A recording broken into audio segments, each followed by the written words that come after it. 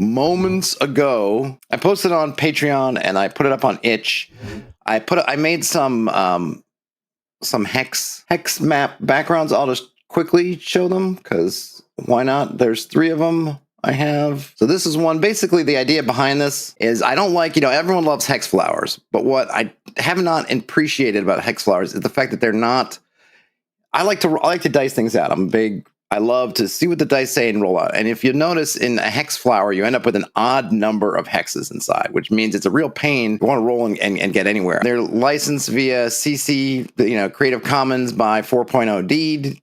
It's a couple of bucks for 3 of these. So basically what I did was I'd been trying to figure out, and I'm not a statistician, or I don't even know I'm not sure what the right one to know how to do it in some other way. So for this one, it's a hex flower. You'll notice the bottom hex is cut off. And that's so you actually end up with a clean 66 number of options, which means you can roll a D66 and get get one. And just because it doesn't really make sense to me to go in rows, because when you do this as a rectangle, you end up with rows and columns that are even, so you can just kind of go around. But this, it won't end up neatly. So if you're using a D6 and you go 1, 2, 3, 4, 5, 6, it ends up looping one way or another.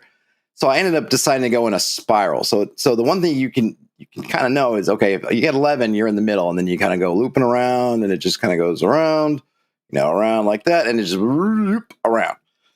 So there's that one.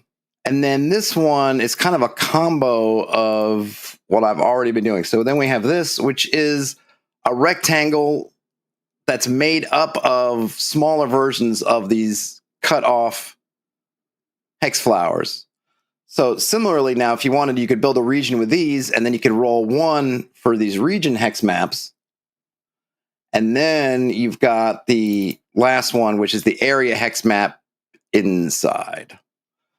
So it's up on itch. They're up on itch for $3.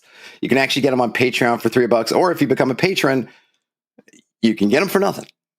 So there you go. But I just did them, so I figured I would share those because, I got to promote myself somewhere, and this is my stream, darn it. So if anybody's going to advertise on my stream, it might as well be me. All right, that's that. I'll put in a link. It's called Handy Dandy Hex Map Templates. I'll probably put these up on Drive-Thru as well at some point. If you supporting a creator and you want to buy something and they have it on itch and Drive-Thru, buy it on itch.